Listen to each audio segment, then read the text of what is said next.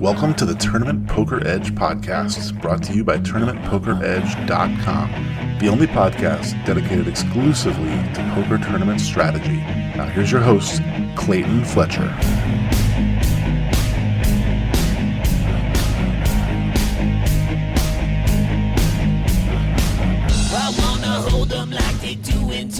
Hello once again, everybody, and welcome to the Tournament Poker Edge podcast. I'm your host, Clayton Fletcher. This episode is being recorded on July 12th while we're all still basking in the glow of the World Series of Poker. The main event is on day 6 at the time of this recording. Of course, this won't come out for a couple weeks, and by then we'll all be back in our respective lives doing back to reality kind of stuff. But I have a special guest this week, and special for a lot of reasons. First of all, he's one of kind of the original TPE guys, one of the founding fathers, if you will, up on the Mount Rushmore of TPE. He was someone who was extremely active both on the site and, of course, on this podcast many years ago. But you guys have not heard this voice in quite a while, so I want to welcome back to the podcast and to the poker world, Tim Kelly, TTwist himself. How are you, sir? Man, doing wonderful. Thanks for having me. I really appreciate it. Yeah, so as the World Series of Poker is kind of wrapping up, how has the summer been? The summer's been it's been fantastic. It's been an interesting change from my usual scheduling. I had 3 friends, English friends, that took off out of England the 29th of April with a quest in mind. They landed in New York City, rented a car down to AC and across New York State, and drove all the way into Las Vegas. Yeah, it was nuts. 89-day trip. So I want to give a shout out to Rob, Gary, and Kenny. Man, these guys are nuts. So they did it. They arrived into Vegas on the 1st of June, and they experienced the whole month of the WSOP. And they saw how vast and empty America is on the way. There is a lot of just open road between here and Vegas. Once you get west of Chicago, you're 5-6 hours before you find any kind of gambling establishment. And you mentioned Mount Rushmore. Let's get something straight. I'm the guy on the bottom looking up to the forehead of the forefathers. I came in a little bit late. I've been very fortunate to be with some great guys, and they've taken care of me along the way. But yeah, so these guys, I ended up driving out and meeting them in halfway out in New York State. We played 3 or 4 tournaments, some cash. They came into Niagara Falls. They did their thing with me in my home area, and they took off, and they made their way safely. And they every couple hours they just stopped at a casino. And how do you know these guys? Rob Warburton, who actually cashed the main event, he went late day 4, had a nice little score. Way to go, Rob. Yeah, that a boy, Warbs. He reached out to me through Tournament Poker Edge because I was on the coaching page back then, and he just reached out to me via email. And so I answered, how any kind of coaching relationship starts. It was very generic like that. But I must say, in the last 7-8 years, there's no coaching relationship anymore. Rob's become one of my best friends in life, and it's just been a fantastic friendship meeting. So you've known Rob for quite a while. Yeah, of course. He's been to Canada a few times. We spent a couple trips here in Las Vegas. And I told him when I met him, I said, our goal one day is for you to play the main event. And so that came to light this summer. And he put a little glorious run together for his first time getting his feet wet, which was amazing. Put a lot of confidence in him for future events. So that's big for him. And it was great because he handles a lot of my stuff on bigger buy-ins financially as well. He's been an incredible backer that way, always there for whatever I need. Can't say enough. That's amazing. So you have a relationship with this guy for many, many years. You started out as his coach. He became your backer, and now you guys are friends. That's right. Basically, I just couldn't picture the guy not in my life at this point. My kids know him. They love him. My wife and his wife have become friends. It's been spectacular. Now, you haven't been to the World Series of Poker. You played the main event this year. We'll get into that. But before we do, you were telling me before we started recording, there are some pretty good reasons why you haven't been around poker in the last few years. Tell us about that. Yeah, as we did speak, this will probably be my first time ever really coming out public. What's gone on? Back in September of 2017, I had come out to the series, didn't play a lot of the big events, but was out with the boys. You know, I stayed out for a couple weeks, and when I got home a couple months later, my older brother, I'm one of 4 boys growing up, I'm 3 in line. My brother Sean, who was number 2 in line, he passed away September 7th, 2017. It was an absolute just shock for anyone, any family who experiences any kind of sudden death. It really rocks your whole world. I really had to take a step back from poker. I talked with Derek and Diego. I knew I couldn't handle doing the general manager duties that I was doing for 5 years previous with Tournament Poker Edge. The community in TPE Nation needs people, needs someone in there that wants to and is able to get the job done for the nation. I just couldn't commit to that anymore because my head was a bit gone. So I took a few months off from poker, and I didn't play another live event until February of 2018 at the WPT Fallsview. I played the early 1K, and Clayton, I just knew the whole time, man, that my mind wasn't ready for poker. Like 10 hands in, you can't shake your brother off your mind. You're thinking your mind's going crazy. It's just not poker. And this is how many months after his death? He passed away in the September, so this was February of 2018. So what's that, 4 or 5 months? 6. Maybe, give or take, yeah. I had a decent run. I finished, I think, in the top 120 out of like 1,400 runners, had a decent cash, but still deep down inside, you're kind of lighting money on fire. So I backed away again. Yeah, no, so we talk a lot on this podcast, as you know, about mindset and distraction and how to win in today's poker environment, you really need to have all your wits about you. I would commend you on just trying to get back on the horse, as it were, trying to move on after such a tragedy. By the way, I'm so sorry about your brother. That's horrible. Yeah. But you felt, as you said, very early in the event that you shouldn't be there. I mean, bang on. Like, to me, it was like, man, I'm not going to play any more events here because I know that I'm just simply not ready from a mindset standpoint. So a few months went by. We move into March, April, May, and we start getting into May, and I'm starting to feel a little better. I've come to terms with what's happened, and I've accepted it, and you got to make the move, I guess we'll call that. So I did, and I planned on coming out to Vegas again, and I was going to play my first ever main event. My biggest event to date was a 5K on a circuit back in the day where I final tabled. It was a decent score, but I had never played a 10K.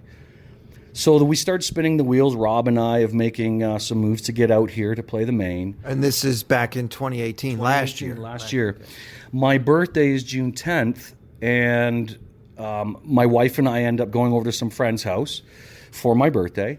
And I know I'm leaving in a couple weeks to head to the main, and I get a phone call, and it's from one of my best friends. He was my best man at my wedding, and I'm like, yeah, Jan, Trevor's calling. He's wishing me a happy birthday.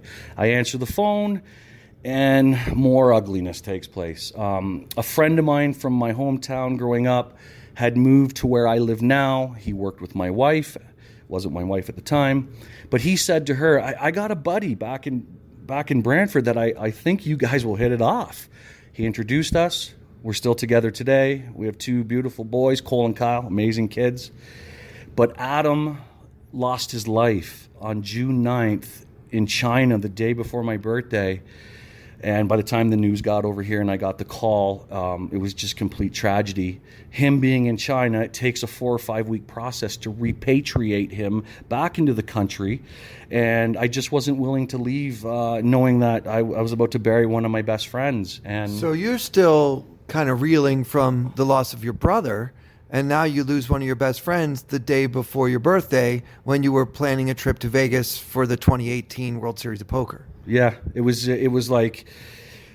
just everything came at once, and it was too much of a risk. I mean, if he would have been able to be repatriated a week or so later, but then I'm on the other side of it where I don't think I'm mentally again I'd be ready for it. So no, of course not. Yeah, of course not. I had to make the decision to just say, again, this is not going to be right.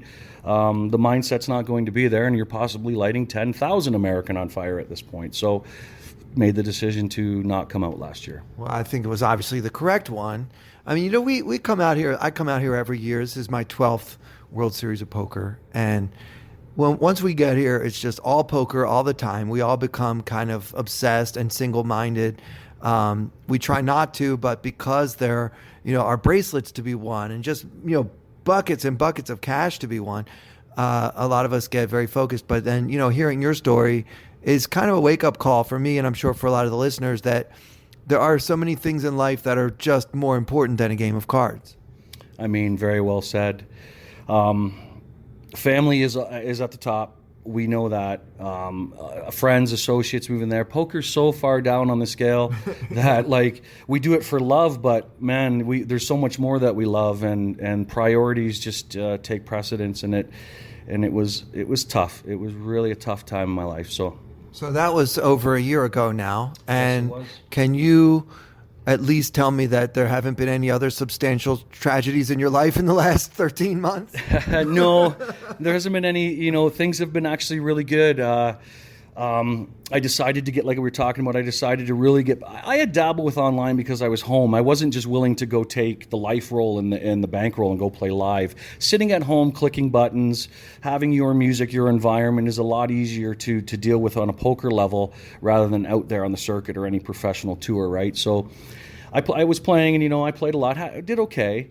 But I made a commitment at the start of this year to myself. I got involved with some really good people on the online side of it that I've known for years, and they were willing to take care of me financially. And it was such a nice reward for me and them, because 2019, January, February, March, April, was pretty awesome. So here's, we want to get into the awesomeness, because, your story begins with the loss of your brother, the loss of your friend, having to cancel your plans to participate in the 2018 World Series, and all of these sad things that happened. You didn't even mention, but you told me before we started recording that you even lost a dog along the way. I mean, it's just a lot of sadness in your life and a lot of grief to overcome.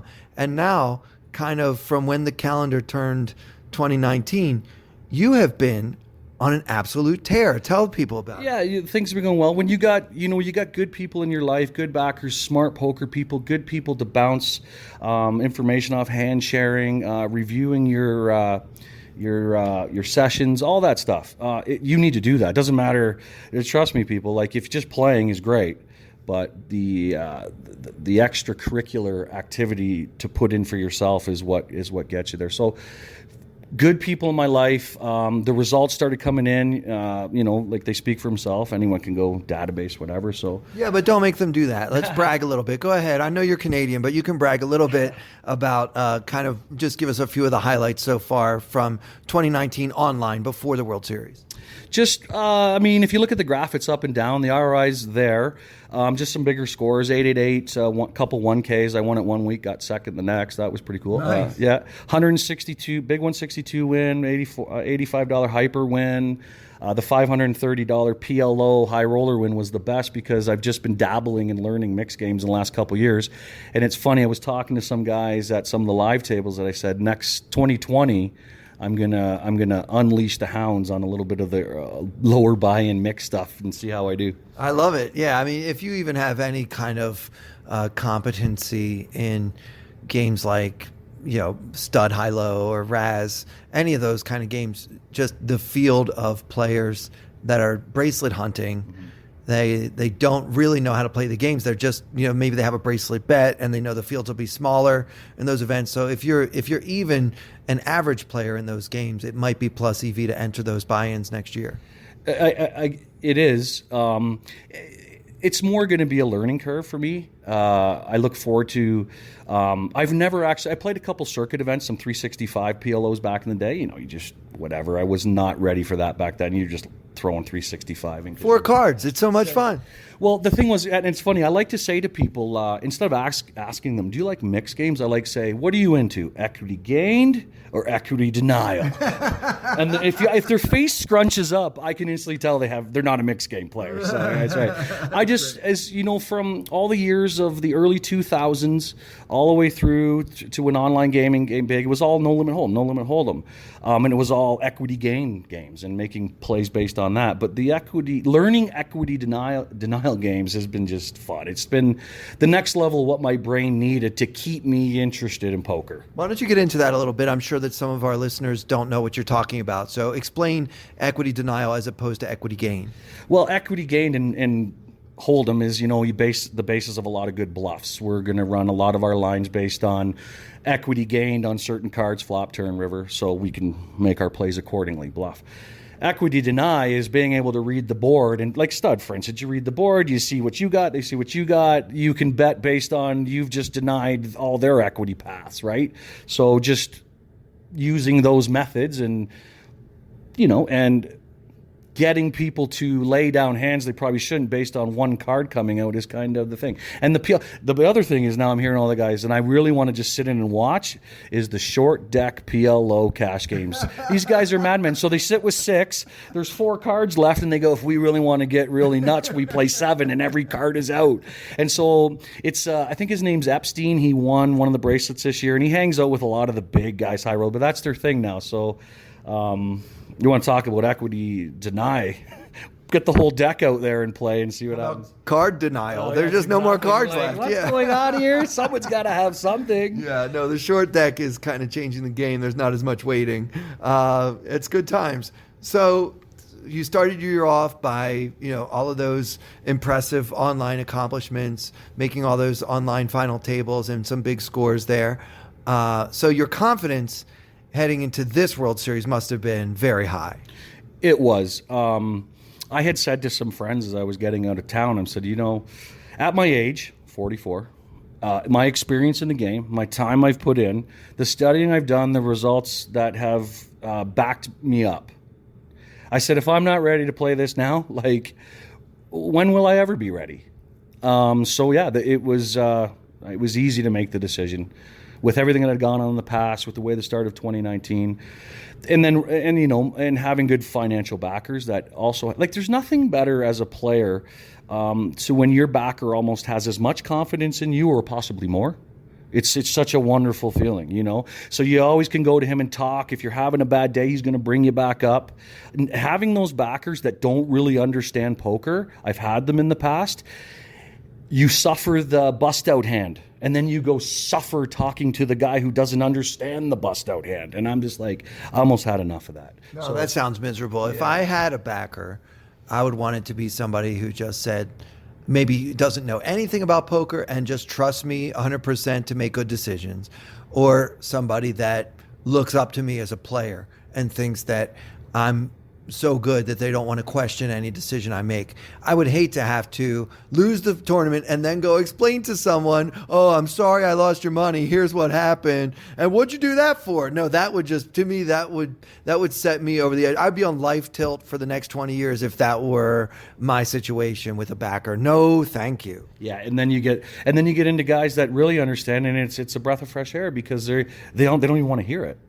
They've reviewed your hand histories. They've watched you play live. They see the results. They have the belief and the confidence in you. That's all it takes. Yeah. They don't want explanations on the side as well. So yeah. It's nice. So how did you work through the recovery process of all of the tragedy in your life? How did you manage to get through that and now start having success in poker again? Jennifer Kelly. My wife, just a rock in every aspect of my life. Being able to do this, come out, it's I don't, it's nice to give her a shout out right now because in the past I don't know if I've ever been able to, but you get a lot of guys and poker players. They're young, they don't have girlfriends, they're not married, they're not grounded. I think it was one of the best things that happened to me. It gave me something to play for. It gave me drive and will to want to do things for her because she wants to do things for me. And she gave me, like I said, Cole and Kyle, 11 and 9, 2 boys, unbelievable.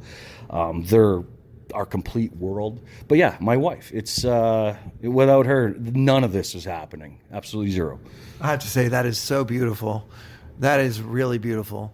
So what else has been beautiful is you've had some success here this summer, haven't you? Well, success is funny. You measure success because we're poker players. We always measure it with a bottom line. I can't do that this summer because I didn't have any tournament scores. I came out late. I made day 3 of the main. I busted 400 off the money. Stuck around, though, to rail my buddy Rob, and pandemonium breaking out on the bubble. It was incredible to watch. clock, floor, just absolutely pandemonium, right? Played a couple cash sessions. They were good. But to say I'm any kind of cash professional would be an absolute lie. I'm good, competent, but I would never expect myself to rely on myself to make a living. Well, this is a tournament podcast anyway. Right. We don't want to hear about that. Played a little. I like to call it a little elbow rubber. I played a little elbow rubber at the Orleans just to get the feel of a couple human beings on each side of me. 14 from the money, aces cracked by 7 on river. So I just picked up my stuff, walked out. Then I went over and I played the main. Played the Venetian 400 yesterday. What an interesting spot to bust there. It was actually the first time I've been donked live in quite some time. You want me to get in there real quick? Yeah, why don't we? This is a $400 Venetian. 400 at the Venetian. And, it's the end of the summer, guys. Most of us have been here for many, many weeks. And the quality of play that you're seeing right now in a $400 Venetian is not the same as it would have been, like, say, late May, early June. Couldn't agree more.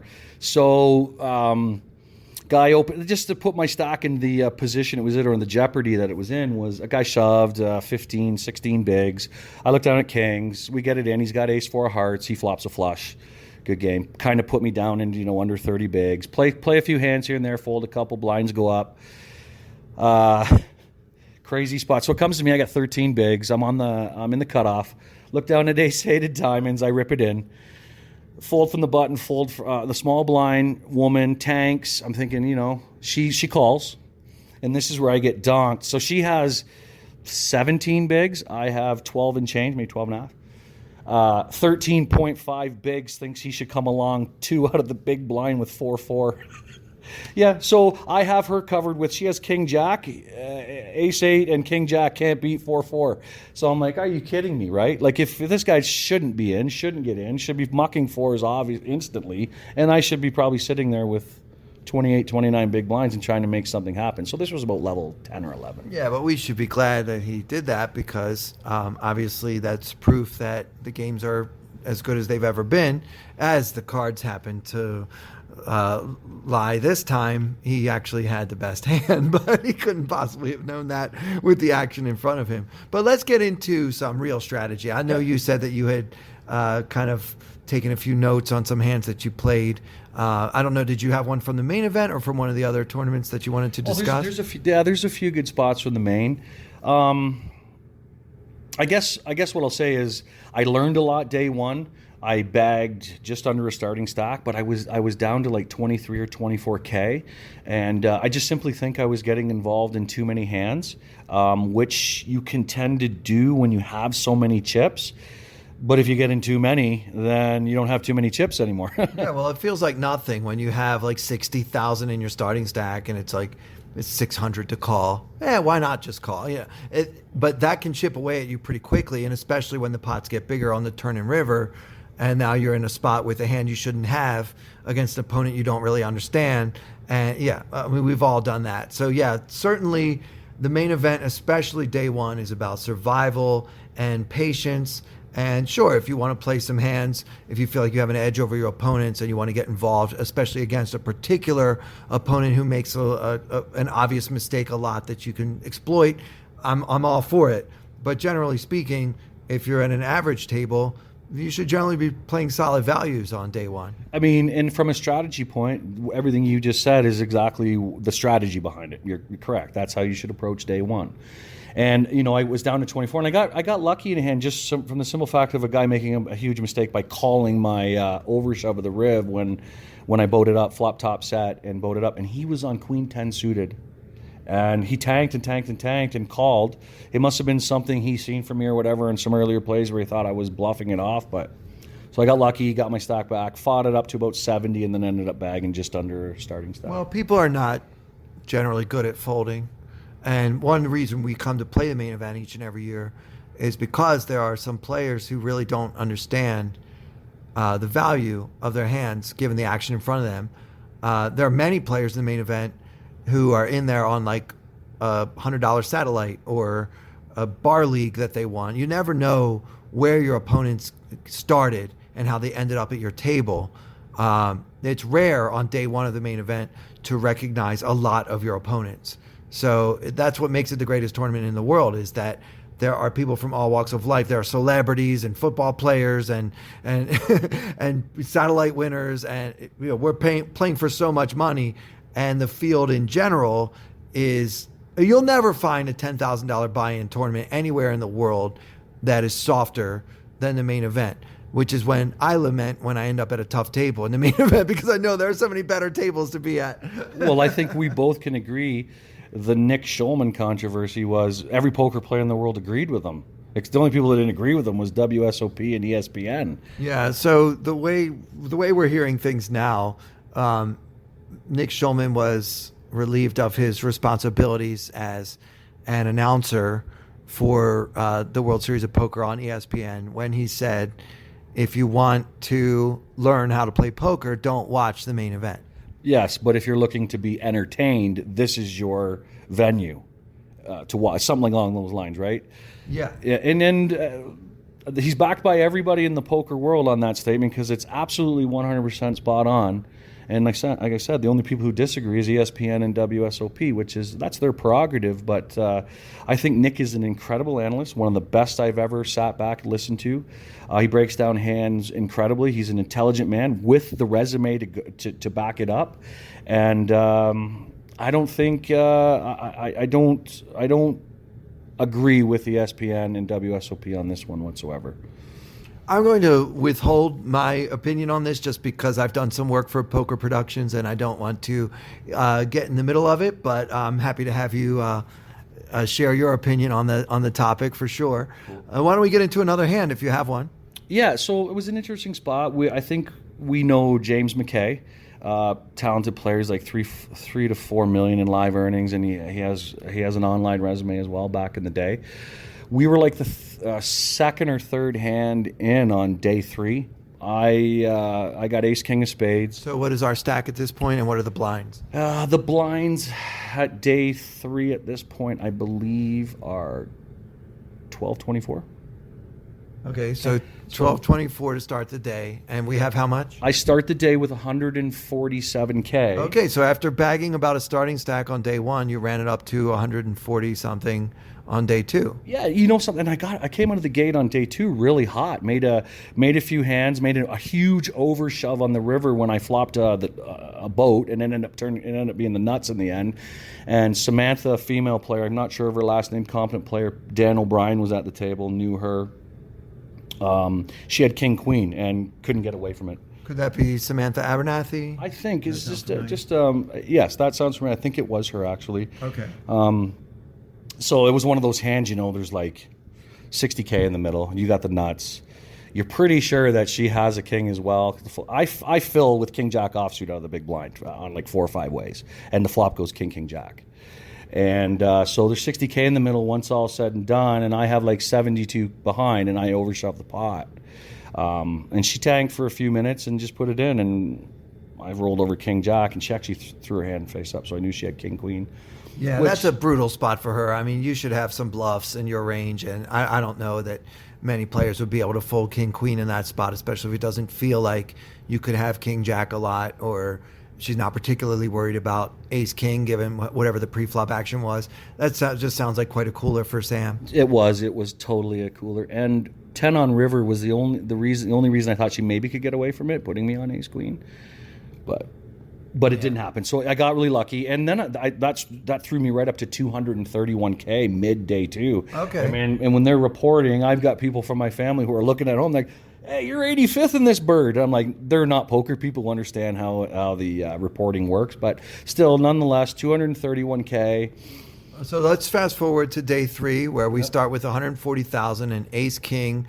The blinds are 12-24 with the 2400 big blind ante, so that means there's already 6,000 in the pot, and we have 140K, so we have an M of about 24.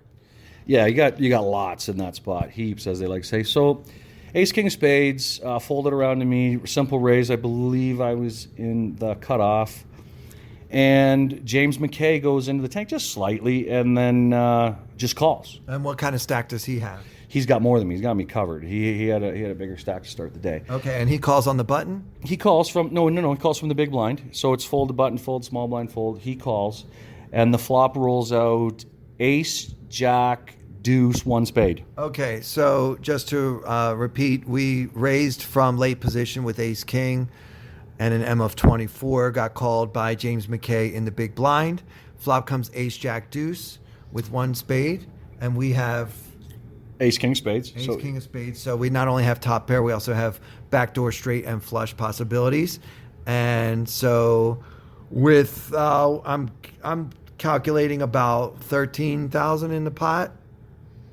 Am I wrong? Correct, give or take. Give or Okay. take. I think there was actually, you're very close. Okay, so 13, 14K in the pot. And James checks, I assume? He does. Okay, so we're going to make a healthy bet Yeah, here. I fire 7 or 8K. That's great. And tank call. Okay, so when he calls your bet here, let's try to start to narrow down his range a little bit. In my opinion, he should be calling with any jack, any ace, possibly some gut shots. I don't know that he would call if you paired the bottom card, but maybe sometimes just to keep you honest, I guess. Maybe he doesn't want to 3-bet ace 9 suited in that spot. Maybe he doesn't want to 3-bet ace 10. Maybe he has no idea who I am, no read. So yeah, I fire, he calls. Okay. And the turn is a queen. Okay, so now there's 27-ish in the pot, and the board was ace, jack, deuce One spade. with one spade, and now it's an offsuit queen. Correct. So, I mean, before we get to the action, generally, how do we feel about this queen? Well, very competent player. Very easily two-pair me, like queen, jack. Ace, queen, I'm like this. I mean, there's no way he's not 3-betting me with ace, queen. I don't think ace queen's a big part of his range either. Yeah, so I I'm agree. like- But queen jack has us in bad shape. And I did say he could call with a gut shot, and so he may have called on the flop with king 10 and now made it straight. Absolutely. Although we do block that with our king. So Yes, sir. Check. James checks. I think for a bit, and I say to myself, I think I have in a spot here where I have to call the river. So I check. I like it because I don't think we have a 3 streets of value type of hand, especially against a talented player like James. No chance. I think we have a good 2 streets of value type of hand, and also checking helps us lose a smaller pot those times when we did have the queen jack or king 10 we're worried about. Right, and as played, I'm like, I open myself up to a check raise because he's going to want to lead a lot of rivers here.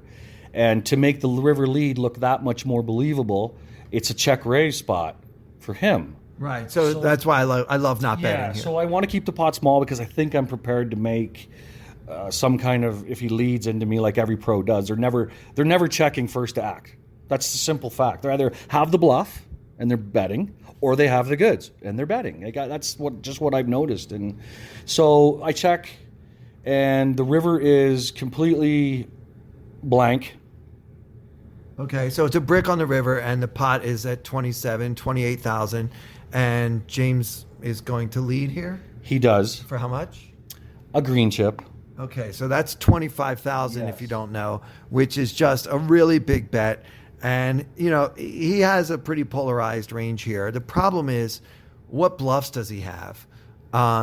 Everything pretty much got there. I don't think he would make this bet with the jack. Like if he had flopped a jack with jack 10 or something like that. It's unusual for a player with a modicum of showdown value to make this play, especially for such a large bet. I mean, a smaller bet could be a blocking bet with a hand like king, queen, or some one pair hands that we can beat. But because he's betting so much, in order for us to call profitably, he needs to be bluffing about a third of the time. And he has 0 bluffs in his range. I am having so much trouble finding any bluffs Finding in any his kind range. of bluff. But here's the mistake that I make in that spot. I get like 1975 all over again and forget that it's ranging, not exacting. And I think I exacted him in my head and said, this guy's got ace 10 in this spot, no 3-bet. And I'm like, I just, I really think he with my check on the turn, he's maybe putting me on something that I've completely whiffed and just tried to see about an ace high flop. Yeah, that could be, but even then, I don't think that he would value bet that big with ace 10. Exactly. I don't think that he's value betting any hand that we can beat for this amount very often. Yeah, and the fish paid him off. And so what do you think he turned over? I mean, he's got you beat for sure. It's either queen jack or king 10. Ace queen. Okay, so ace queen, which is a surprise because, as you said, I think ace queen should be in his pre-flop 3-betting range. Exactly. But obviously calling with it for deception some of the time. We don't do anything all the time, but I think that generally we want to discount the possibility that he has ace queen. But to me, not really being able to put him on an exact hand, my problem is I can't find any bluffs. And if he's good enough to check call the river and now somehow get to the river against me and bluff me here for this price, I think he deserves the pot, even if ace king happens to be good, which I don't think it very often will. Ever is, and every time I've reviewed the play in my hand since it happened, every time it's a fold. Like I have not once found any reason to call, except the moment when I was at the table. Right, which is funny how that goes. But yeah, it really is, and especially when as you already told us, you haven't been playing a ton of live poker, and maybe online there's a stronger case to be made for calling. Although I think even online this is a fold. Absolutely. I feel like in the live game, the big bluff on the river is so rare. But the real problem for me is he called you on the flop with something. Mm-hmm. And now that hand is turning itself into a bluff somehow. But I can't picture what hand that would be because everything got there. That's right. So it's a huge error by myself, right, in that spot. So, realize it, stew over it for a bit. You can't take too long because we're back into a few more hands, and you just got to really focus up, pick yourself up, dust yourself off, and work at getting those chips back. But by the way, my favorite thing is when players like yourself, respected professional players, come on the podcast and tell me a hand they're not happy that they played with how they played it, because it just proves that no matter how good you are at poker, each and every one of us makes mistakes every time we play. And so going home and beating yourself up over how am I such an idiot? Why did I call him with ace king there? It's never good. And he bet so much, beat yourself up. We can't do that. We're like, okay, I made a mistake. What's happening now? That's what's important. In the heat of battle, you must move forward. Go beat yourself up later. But right now, we have to play the next hand and shake that off and get over it. So what happened next? I picked myself up, but I don't think I never went beyond that high watermark of my stack on that day ever again. So the day just, it's typical standard day of poker. The blinds are going up. You're now down to, I dusted probably 33K in that spot, right? Give or take 25. I think more. 7, yeah. And the raise pre for 5. Yeah. So, yeah, it's like 37K, right? So. Yeah, so now you're down to like 100. Right. And. Which is still fine at 1224, by the way. Like, you have a stack. It's not like now I have to just shove with any two cards. That's right. And then there was just one of those weird days where it was like 2 3 bets, C bets, got to get away from the hand, lose the pot, lose 20K. Blinds going up, filling out of the big blind a few times, nothing working. And then before you know it, you're like, man, oh man, like I'm literally down here. Like I got 26 big blinds. Right. And 26 big blinds, by the way, in the main event is not a short stack at all, because with 2-hour levels and with the structure of this tournament, the way things go up, I've found a lot of my opponents were in panic mode with that type of stack, maybe because they haven't played the main event before and they're used to other tournaments where, it's, oh no, my M is 12, I got to find a spot and get it all in. You have so much time to nurse that stack. So I hope that you didn't feel too compelled to try to make something happen rather than letting the game come to you from there.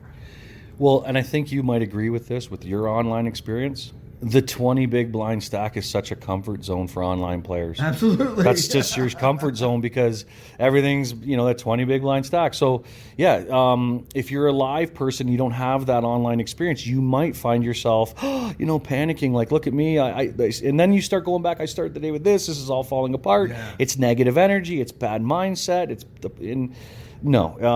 Your stack is your stack. Yeah. It does not matter what your stack used to be. You have to stay in the moment. Poker is about being right there, present in the moment, and not thinking about the previous moment or even the next moment. And whatever your stack is, you have to play that stack. The poker gods, the deck of cards, and all of your opponents don't care what your stack used to be. That's exactly right. Absolutely nobody cares except you, and you're stewing over it. But yeah, so... And again, then the day, just like I like to call it, just got very generic after that. And then we eventually get to the spot where I get eliminated. And it was just a simple button, small blind, and I run into aces. I have ace king. There's no other way to play that. Yeah, raise, I 3-bet, he 4-bet, shoves, I call. That's not very interesting. Yeah, there's no interest there at all. Yeah. Good game, main.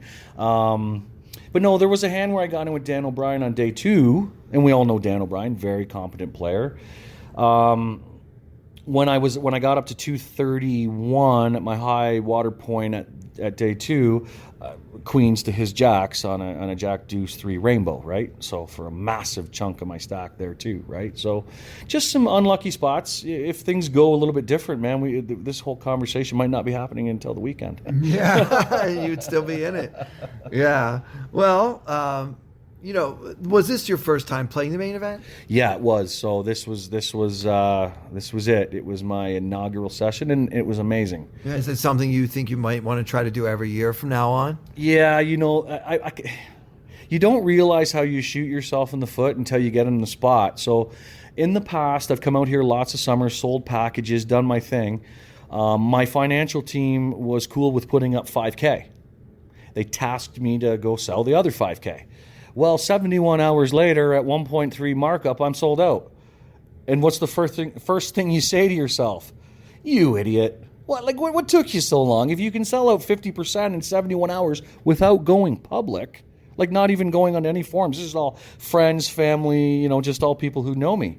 You weren't out there begging everybody, please back me. Yeah, no. People know who you are, and they know that you know what you're doing. Yeah, and you just kind of kick yourself in the butt and saying, why did I wait so long? I have so much support and so much friends and colleagues with so much confidence in me that what was I waiting for? But,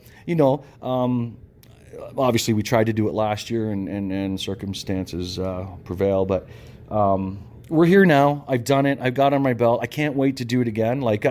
I'm already super excited about next year, you know what I mean? And the thought process that I've already put in to already start preparing for the 2020 main event, you know what I mean? So. Well, I mean, this has been a very different World Series for me than last year was. I mean, I won lots and lots of money last year, and this year it's been, extremely frustrating, a lot of bubbles and stuff like that.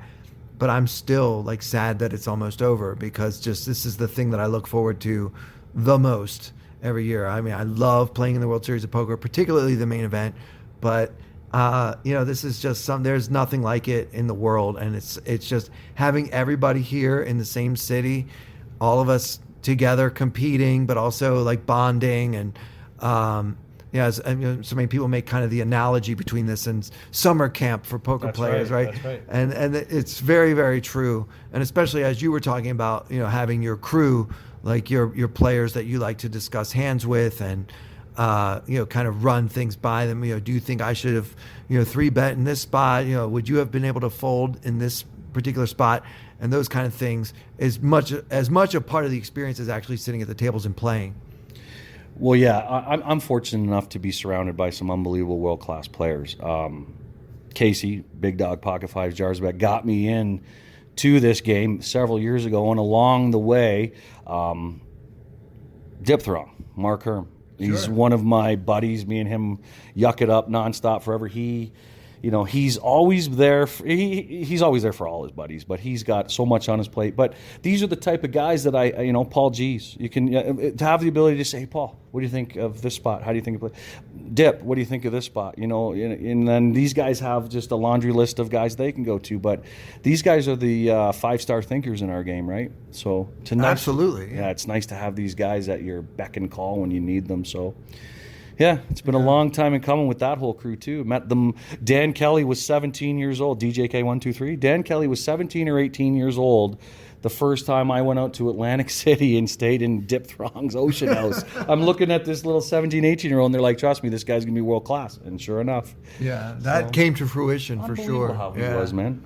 So with the little bit of time we have left here, why don't you tell us kind of, let's get a message out, what do you want the world to know with all you've been through and with your experience of coming out here and finally playing your first main event at age 44? What do you want people to know? With what I've been through, and a lot of people say it, but there is a light at the end of the tunnel. When you're in your lowest moments and you just believe that nothing else is going to be right and it's not going to turn itself around, this is your own thinking doing it to you, and so you just got to believe that there's a light at the end of the tunnel. Keep searching for that light. Understand what that light actually means, because everyone just knows there's a light at the end of the tunnel. But if you don't understand what that light means and what it's trying to offer you, then you'll always be just searching for that light. It'll be just at the end of the tunnel. You actually got to get to that light at some point. And then when you get there, realize you're there. And that is the moment that things turn. That's probably the best way I can say it. So just believe in yourself and believe that you got it. Confidence is the biggest thing in anything you do. Such a powerful message. I want to thank you for taking the time today to be on the podcast. I'm sure the listeners are happy to hear your voice again after how many years now? I think it's been about 3 years. But the other thing is like I might be like have 8 or 10 of these TP podcasts under my belt over the years, but I've never been a solo guest. So it's either, me and Casey or me and Mark or me and all the boys, and we're busy half the time fending off and getting your own credibility back, just the way we poke fun at each other. So it was actually really nice to have a one-on-one. And oh, you mean you got to get a word in edgewise because the other guys aren't here? Well, here's the thing. All these guys are going to laugh because they know that I don't shut up in general, right? And they always, so it's funny. I do a lot of talking, but hey, someone's got to do it. Well, I hope that I hope that I can convince you to come on and be my guest again in the future. Clayton, this was amazing. It was really I was sitting back wondering, what am I going to do today? Look at the message from you, and I was like, it was amazing. I even phoned Jen. I said, Jen, this is crazy. I'm a little bit nervous. She goes, that just means you care. And I'm like, yeah, that's right. If you got the nervous butterflies, just means you care. That's really funny you said. It's a little bit off topic, but people might be interested in this. Back in New York, sometimes I teach stand-up comedy workshops. And a lot of these questions I get, like for beginning comedians, like, what if I get nervous? Like, what if I get nervous? And I tell them, don't be afraid of letting the audience see that you're nervous, because being vulnerable on stage is important, and being vulnerable in life is important because it means you actually care about the outcome. If you're nervous, like, when was the most nervous moment of your whole life? Like probably the day you asked Jennifer to marry you, or that was. But can I tell you when? Yeah, I experienced it last week. Well, because when I was on the 19th floor of the Tropicana. Yeah, tell people about that. Yeah, so I'm just a kid from Canada. We get snow. That's our downfall. Okay, we don't do earthquakes up in Canada. So on the first earthquake we had, I was in the poker cafe at the Rio, and all of a sudden I hear ching, ching, ching, ching, ching, ching, and I thought it was a busser going by with a cart full of cups. Yeah, just rattling. Cutlery. Yeah. No, it was the chandeliers, and when my chair started moving, I realized it was earthquake, and I made my way out, but I was on the ground. The second earthquake, it was 20 after 9 at night, and I was getting ready for day 2, and I was actually starting to shut her down. And all of a sudden, we get to 7.1, and I'm on the 19th floor of a building that was built in 1960. And like I said to you earlier, the earthquake prevention techniques in 1960 probably weren't what they are today. And I was being tossed around, man. While Californians were pulling their lazy boys and putting their feet up, I was panicking for my life. But yeah. And it lasted a long time, that Holy earthquake. cow. It felt like forever. But what I actually went Facebook Live for the first time in my life. Mm-hmm. And what I said to people in this, just to give you an understanding, I'm on the 19th floor. I'm using the staircase to get down. It's in the middle of the earthquake, so as I'm going down the stairs, it's rocking me back and forth. But yes, we all know that running downstairs is simple. But do it with 150 other panicked people, and my God, has it ever become a very tumultuous situation. But then when I got out on the ground, I started, and this is going to get serious now, I started to think about 9/11. And I started to think about people trying to get out from the 108th floor and what they actually went through. And that was way more surreal than just an earthquake, that the building wasn't going anywhere. And much more serious. And much more serious. So it put a lot of that into perspective. And yeah, so that could have been the most scariest and most nervous wracking moment in my life. But yeah, asking Jennifer to marry me. That wasn't nervous because I was pretty confident in that moment. You thought you were going to get the yes. I think I got this, Jen. I think I got this. So thanks, Jen, for making me get it. Yeah, well, I want to thank Jen for being such a big part of the episode this week. Yeah. We didn't even know she was going to be here, and she's not. It was really great having a chance to speak with you. You're obviously a great poker player, but more importantly to me, you just seem like a man that kind of has his priorities in line, and maybe just the wisdom of the years or whatever. You seem grateful for the opportunities that you're getting in life, and I wish you nothing but continued success. I'm looking forward to having you back on the podcast. Thanks, Clayton, man. Thanks you very much for having me. And any listener out there, I thank you for listening, because it was the first time I was able to get into some more life side of things. So absolutely. Thank you very well, much, Clayton. It's we appreciate you being so candid and coming out publicly with kind of this stuff. Tell people where they can find you. You can get a hold at TTwist, Tim R. Kelly on Twitter. I just do the Twitter's probably the best way. Facebook, I kind of use it for people I actually do know, and Twitter's more people I'd rather get to know. Sure. And are you still doing coaching? Are you looking for students, or what is your status as a... The coaching thing, not so much anymore, because I have a particular group of students that I've been working with for a long time, and my schedule with two kids. Both boys are right into hockey, so they have 8 and 9 events a week between the two of them, right? Typical Canadians. Yeah, that's right. But funny enough, I'm more of a baseball guy than I am hockey, but I'm sports all around. So you can, like I said, find me on Twitter, tim.kelly@tournamentpokeredge.com if you need to send me an email. And yeah, I look forward to hearing from anyone who wants me for anything. Fantastic. Well, for Tim Kelly, for Dan O'Brien, for Jennifer Kelly, for two boys aged 9 and 11 somewhere in Canada playing hockey, and for everyone here at Tournament Poker Edge, I'm Clayton Fletcher. Thank you so much for listening.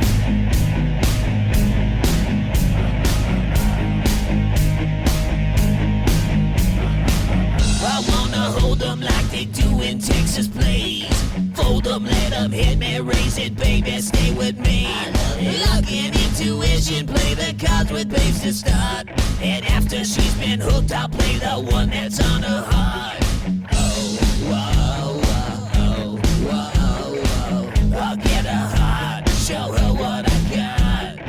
Oh, whoa, whoa, whoa, whoa. I'll get her heart, show her what I got. Can't read mine, no she can't read a mile. Poker face, she's got to love nobody. Can't read mine, no she can't read a mile. Poker face, she's got to love nobody. Poker face, poker face. Poker face, poker face. I wanna roll with her, a hard pair we will be. While little gambling is fun when you're with me. I love it. Russian roulette is not the same without a gun. And baby, when it's love, it's not rough, it isn't fun. Oh, whoa.